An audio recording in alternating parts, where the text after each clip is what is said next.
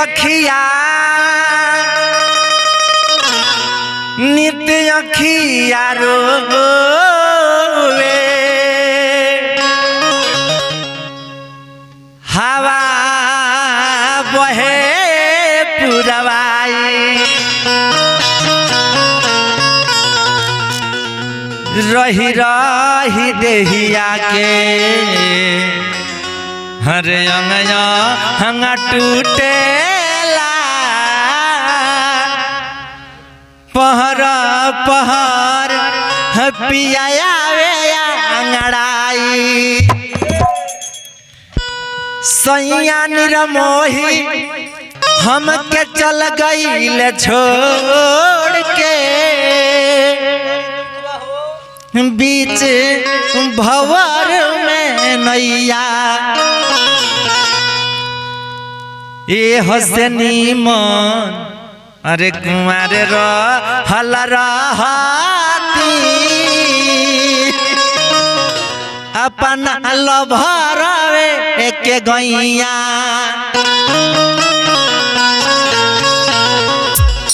बड़ा वियोग में रहली कि जेकरा से लभ कइलू ओ करे से परेशानी बा ये सनम ये हरे करम तहारो लागे खाना दानी बा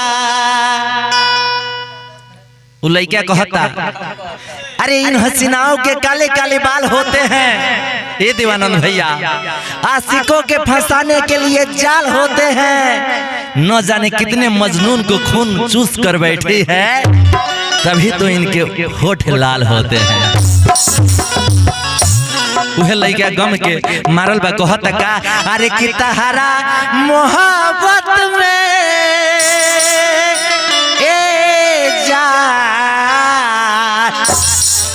अरे जिंदगी खराब हो गई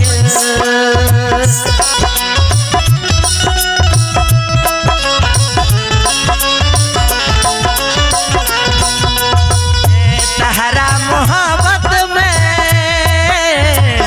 जिंदगी खराब हो गई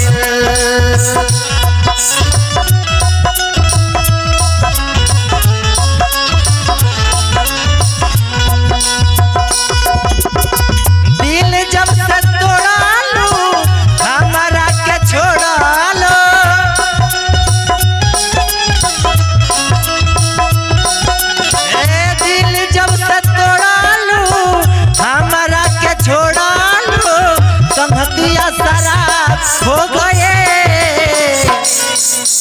कि तहरा मोहब्बत में जा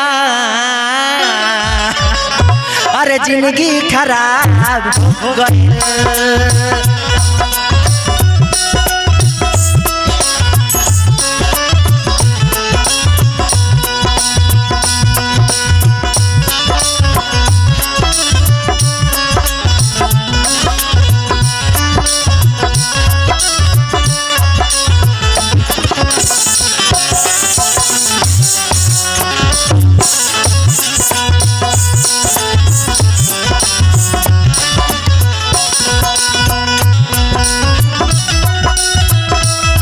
बात रहा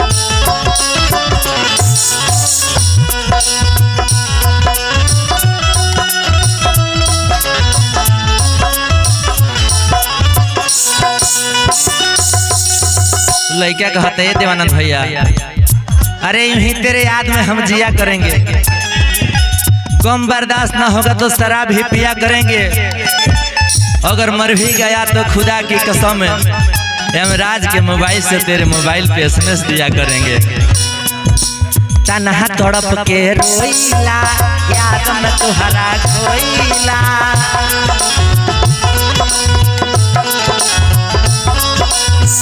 तन्हा तड़प के रोइला याद में तुहरा खोइला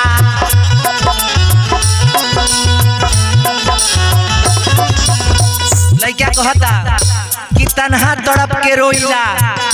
याद में तोहरा खोइला तन्हा तड़प के रोइला याद में तोहरा खोइला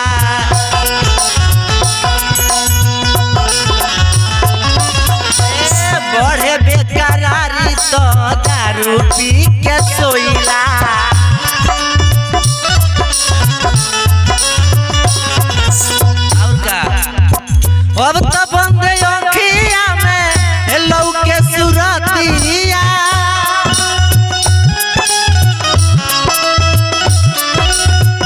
अब तो बंद अखिया में लौके सुरतिया मिलनवा खोआ हो गई अब तो बंद अखिया में लौके सुरतिया